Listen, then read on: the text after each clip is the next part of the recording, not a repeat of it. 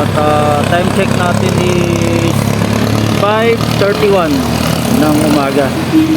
So andito tayo sa tambayan natin at hintay lang tayo ng papasok na booking.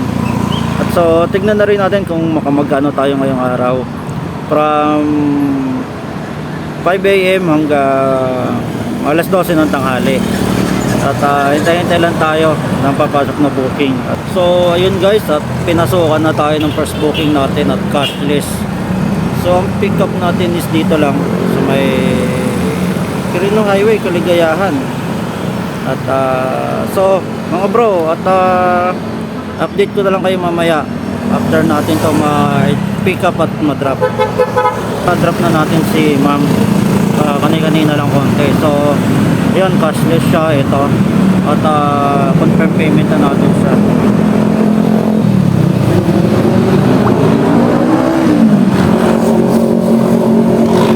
Ayos, diba? So okay, at hintay ulit tayo ng ating booking uli. So ayan, at may nakuha na tayong booking natin, second booking. Punta na natin to. At update ko rin kayo mamaya mga bro after ko ma-drop yung ating second passenger. Drop na natin si sir yung second booking natin. So cash siya. Ang fare niya is 86 pesos. So binigyan tayo ng 100. 14 pesos yung tip niya. At okay na okay yung second booking natin. Confirm ko lang. So ayun, at pinasukan agad tayo ng second booking natin. Medyo malayo-layo to. Idadrop natin siya sa may UE, University of the East. At tara, at pick upin natin. Update ko na lang ulit kayo mamaya mga bro. Drop na natin si sir. Ang kinolik natin cash sa kanya is 130. So at confirm payment na natin to. Patanggap tayo ng ating pang-apat na booking mga bro. At dadalhin ko siya sa SM Mesa. So update ko na lang ulit kayo mga bro. At pick upin ko lang si ma'am. Update ko ulit kayo. Na-drop ko na si ma'am. At dito sa may condo ng SM. At yun, 84, no cash collected needed. At maya hanap ulit tayo ng panagkakul booking. Sana pasukan tayo ni Mobit kasi love tayo ni Mobit eh. Confirm ko lang. Kinancel yung booking. At ang lapit na talaga natin. Nasa almost 400 meters na lang tayo para pick upin siya. At kinancel niya. Saklap talaga. So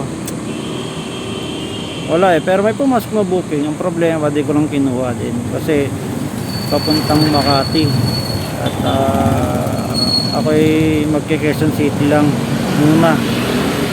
At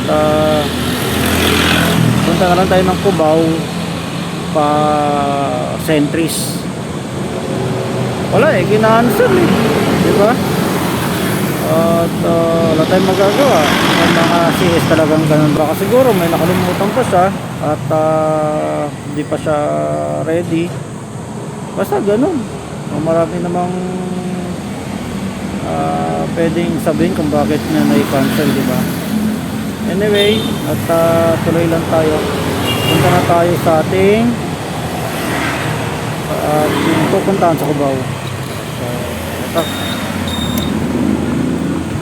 let's get it on. Cubao tayo, Cubao.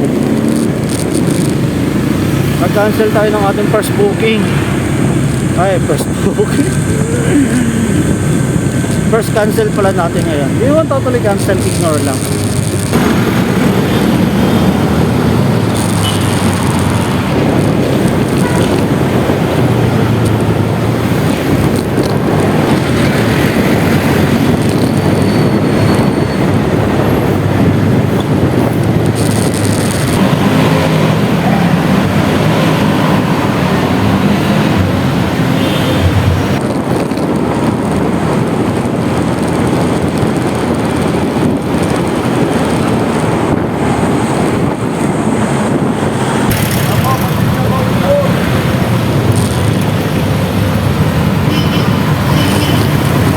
na tayo dito sa Centris.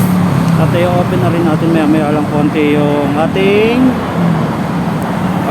move it up. At inom lang muna ako ng water.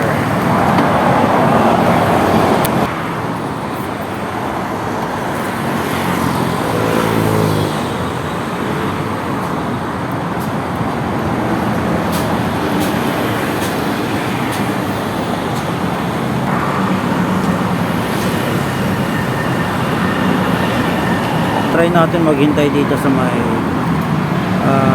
Centris, sa may Itong. Kung papasukan tayo ng booking dito. Time check natin is 8:36 ng umaga. At pinasukan tayo ng ating panglimang booking. Ha? Oh, dito. Pipick upin ko sa... Ito, Valenzuela pumasok. Accept ko. Pinakasin. Capital, malapit lang yan. Yan lang yan, sa Quezon Nav lang. Sa akin, kunin ko na. Dadalhin ko ng ano. Valenzuela. Sayang, long ride ko na. Masaya kasi sa akin, nakikita yung tour natin kung may minute. Eh, nakita siguro rules eh. Arte naman nun, pareho lang may makina yung mga yan. Ganyan naman pasahero. Naka-encounter niya ako yun eh, nag-request pa. Gusto kong di Honda Click E6. Arriving in a minute at 8:52 a.m. This route is toll-free. Pareho lang naman may makina yung mga yan, maandar. Mga ako ng tao, ano yun, ano sa kapwa, yung Mapanlait. mapag-light parjo ka no, Mapangmata. mapag-menos. Oo. Pare-pareho lang yan, Diyos naman. Baka masama kasi kahit baka sabihin nila, wow. Naglakas nga na ito, 175cc yan. Kaya sinasabi ko sa kasama ko, ito yung kunin niya eh. Kung yung Kasi tapak, ano eh. yung masasakit ko. O FI na oh. Kaya, Oh. lahat ng ilaw, 18 yan. Ang lakas-lakas. Endless. Marami talaga mga arting customer. Baka hindi na makawala sa atin na marami pasahero. Baka ano? Sige Paps, at pick upin ka muna to. Ay, ganun tao, bawal ka lang mo, yun ang pumamasda no. Dito eh. Sa kalagistan ko.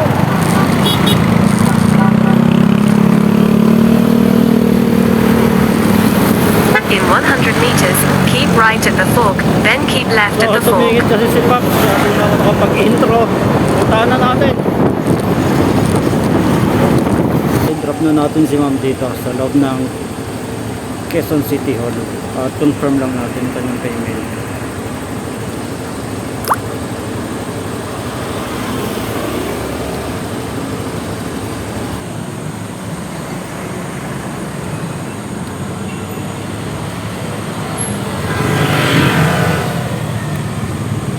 So, nakakuha na ulit tayo ng ating booking. Dito mismo. Mga bro, at na-drop natin si Ma'am Jayla dito sa Sympathy building to. At malapit sa GMA Network.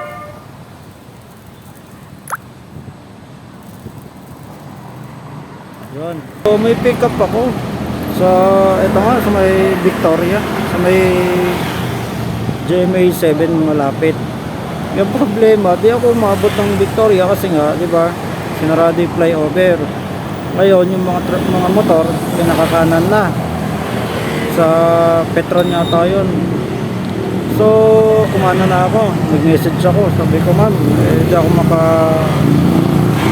At sabi naman niya, dumiretso ako at makiusap. Ang problema ko, paano ako didiretso at saka paano ako makikiusap, nakaliko na ako. Yun ang problema. So ginawa ko, kinancel ko na lang kasi kaysa problema pa ako, di ba? Yun naman sa total. Tama, kinancel ko, ginawa ko na lang, accept by mistake. So mahirap kasi didiretso ka pa dun. Dapat, di ba, alam naman nilang ganon. Sana mag-effort na lang sila, di ba? Baba na lang sila, punta lang sila ng Petron ba yun, Caltex, so ano ba yan, yung gasolihan dyan, madali lang silang may pick up kasi lapit lang naman, di ba? Pati yung dadaanan ng gasoline station ko, sinarado, paano makakadaan? Mas okay na ganito na lang, diba? At least wala pa akong sakit sa ulo. Tapos Iton lang naman, di ba? Malapit lang naman siya. Hindi na lang tayo ng bagong booking at online ko na to.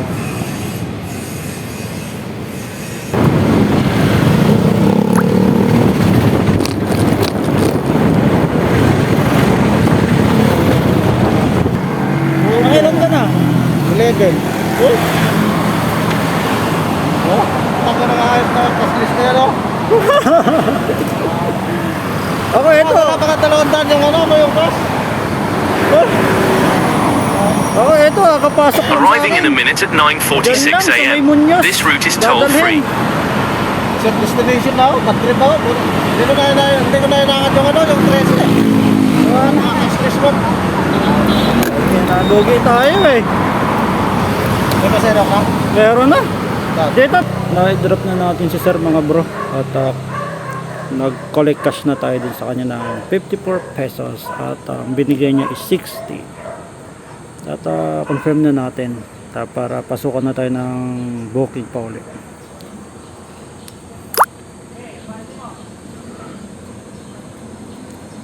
Yan. At larga tayo. Kasi mukhang walang booking dito eh.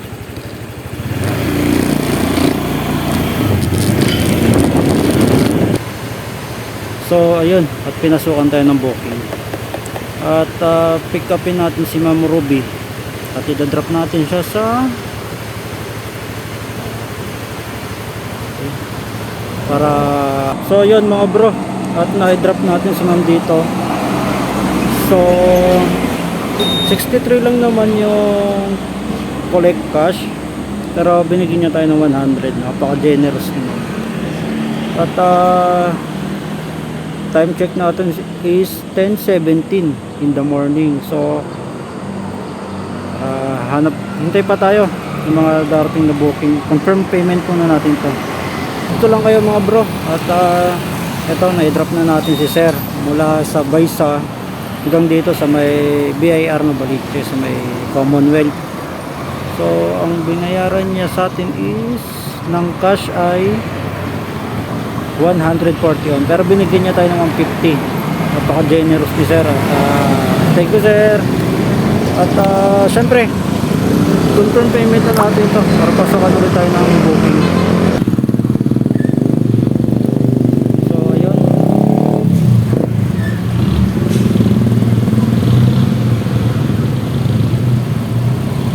So yun mga bro, at na-drop natin si ma'am kanina, yung pinick up natin sa may Sabarte Bernardino Hospital.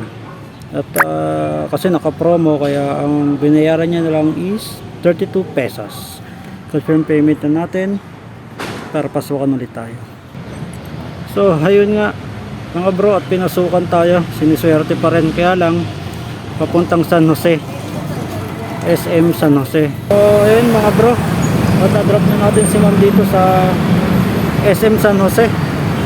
Ang fare niya is 87, pero binigyan niya tayo ng 100 plus, siguro mga 120. Baka generous talaga niya mo. So ulitin.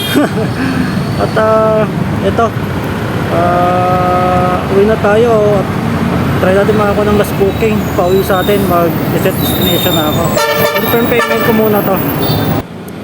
Income reveal na tayo mula mga 5 or 5:30 ng umaga hanggang last booking natin na dinrap natin kanina sa SM Tongko, mga 12:22 yata. At tignan natin. So wait lang. So ayan, naka 707 tayo, 11 bookings. Yan, yan lahat. So, yan. 11 booking complete, naka 707 tayo.